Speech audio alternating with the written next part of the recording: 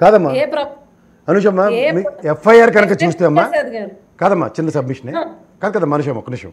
ఆయన మీద పెట్టిన కేసు ఏంటంటే అదేది నంది అవార్డులో అవమానించారు, జ్యూరీ ఉన్న వాళ్ళందరూ సేమ్.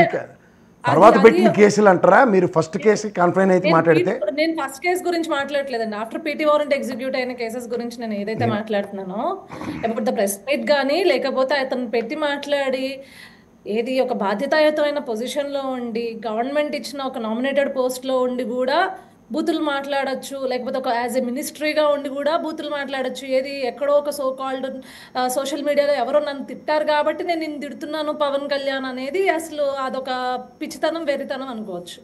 ఎవరో సోషల్ మీడియాలో ఎక్కడో మూల కూర్చుని ఇప్పుడు ఇందాక లక్ష్మణ్ గారు మాట్లాడినట్లు ఇష్టం వచ్చినట్లు మాట్లాడారే అనుకోండి, దానికి వెర్రెక్కిపోయి ఈరోజు బయటకు వచ్చి ప్రెస్ మీట్ పెట్టి నువ్వు కూడా అదే రకంగా అదే పందాలో మాట్లాడితే నీకు మూలను కూర్చుని సోషల్ మీడియాలో మాట్లాడేవాడికి పెద్ద ఏం తేడా ఏం లేదు. నీ సంస్కారానికి వాడి సంస్కారానికి పెద్ద ఏం తేడా లేదు. ఆన్ డిబేట్ వచ్చినప్పుడో లేకపోతే ఆన్ ప్రెస్ మీట్ వచ్చినప్పుడో నువ్వు ఏ రకంగా మాట్లాడుతున్నావు అనేది చూసుకోవాలి. నువ్వేం ప్రవచనాలు చెప్పి జైలుకి వెళ్ళాడు. డెఫినెట్గా నువ్వు బూతులు మాట్లాడినందుకు, ఏదైతే బాధితాయుతమైన స్థానంలో ఉన్న నాయకులను బూతులు తిట్టినందుకు ఏం లోకేష్ గారిని తిట్టలేదా, చంద్రబాబు నాయుడు గారిని తిట్టలేదా, పవన్ కళ్యాణ్ గారి గురించి మాట్లాడుతున్నారు? వాళ్ళని తిట్టాడు. ఆ రోజు అధికారం ఉంది కదా అని మదవెక్కి మాట్లాడి ఈరోజు అయ్యో జైల్లో వేయగానే కాళ్ళు లాగేస్తున్నాయి, మొహం బీక్కుపోయింది, వంగిపోయాడు, లొంగిపోయాడు అంటే కుదరదండి. ఎవరు మాట్లాడినా, మేం మాట్లాడినా, ఆఖరికి ఏ పార్టీల వాళ్ళు మితిమీరి మాట్లాడినా, ఇతను అంటున్నాడు ఏంటది ఏదో నరకంలో ఉండే ఏవో శిక్షలు చెప్తున్నాడు. కూటమి ప్రభుత్వంలో అట్లా జరగదండి.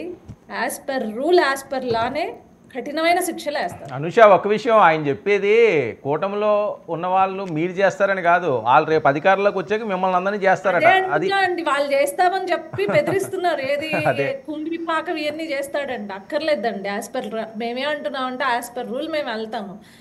ఇప్పుడు మీరు అన్నారు రాయపాటి అరుణ గారినో, లేకపోతే మీరు అన్నారు అనుష గారు అని అనడం కాదు. ముందు మనం ఎలా ఉన్నాము, మనం ఎంత క్లీన్గా ఉన్నాము, మన పార్టీలో ఏ రకమైన మాటల్ని మనం ప్రమోట్ చేస్తున్నాము, ఒక ముఖ్యమంత్రి స్థానంలో ఉండి ఏ రకమైన ధోరణితో మనము మంత్రుల్ని గైడ్ చేశాము, లేకపోతే ఏ రకంగా ఎమ్మెల్యేలని గైడ్ చేశాము. ఏదైనా ఒక మాట అటు వెళ్ళింది అనుకోండి, ఉద్రేకంతోనో ఉద్వేగంతోనో మాట్లాడాడే అనుకోండి, బాధ్యత గల వ్యక్తి అయితే, బాధ్యత గల నాయకుడైతే పిలిచి అట్లా మాట్లాడద్దు, అది తప్పు అని చెప్పాలి. కానీ స్వయంగా అతనే మాట్లాడుతుంటే రాజకీయానికి పర్సనల్ లైఫ్కి తేడా ఏంటండి, సంబంధం ఏంటండి? తేడా ఏంటంటే రాజకీయానికి లేకపోతే వేరే వ్యక్తి ఎవరో నాయకులు ఏదో చేసుకున్న దానికి అసలు పర్సనల్ లైఫ్కి సంబంధం ఏంది? ఏ ప్లాట్ఫామ్స్లో మాట్లాడాలి, దేని గురించి మాట్లాడాలి, ఎవరికి ఇప్పుడు పర్సనల్గా ఏదన్నా జరిగితే దానికి ఎఫెక్ట్ అయిన వాళ్ళు వచ్చి బయట మాట్లాడతారు. మీరు వాళ్ళ తరపున వకాల్తాలు పుచ్చుకుని మాట్లాడక్కర్లేదు. దాన్ని జస్టిఫికేషన్ చేయకండి. పోసాని కృష్ణమురళి ప్రెస్ మీట్లు పెట్టి కూసిన అడ్డమైన కూతలన్నీ తప్పుడు కూతలే, తప్పుడు మాటలే. ఆ మాటలకు పడ్డ శిక్ష ఈరోజు వల్లభనేని వంశీ ఏవైతే దాష్టికాలు చేశాడో, ఏదైతే మనకు అధికారం ఉంది కదా అని చెప్పేసి పక్క పార్టీ ఆఫీసుల మీదకి వెళ్ళి మేము తగలబెట్టేస్తాము, మేము విరగబెట్టేస్తాము, మేము ఏదన్నా చేస్తాము, లేకపోతే ఆడవాళ్ళని బెదిరిస్తాము అని చెప్పేసి, లేకపోతే కిడ్నాపులు చేస్తామన్నా అది శిక్ష పడేది, ఖచ్చితంగా శిక్ష పడుతుంది. రాజ్యాంగబద్ధంగా శిక్షలు పడతాయి. మీలా మేము కుంభిపాకాలు లేకపోతే ఇంకో చోటికి నూనెల్లో వేయించేదాకా మేము వెళ్ళం, కానీ మీలాగా మేము మిమ్మల్ని తోలు తీస్తాం, వాయి తీస్తామని మేము చెప్పం. కానీ డెఫినెట్గా మళ్ళీ చెప్తున్నామండి, మీరు మళ్ళీ వస్తామని కలలుగా అంటున్నారు కదా, ఇప్పుడు ఈరోజు మీరు కనుక ఇప్పుడు మాట్లాడిన మాటలకు కూడా డెఫినెట్గా చర్యలు తీసుకునే పరిస్థితుల్లో ఈరోజు ప్రభుత్వం ఉంది.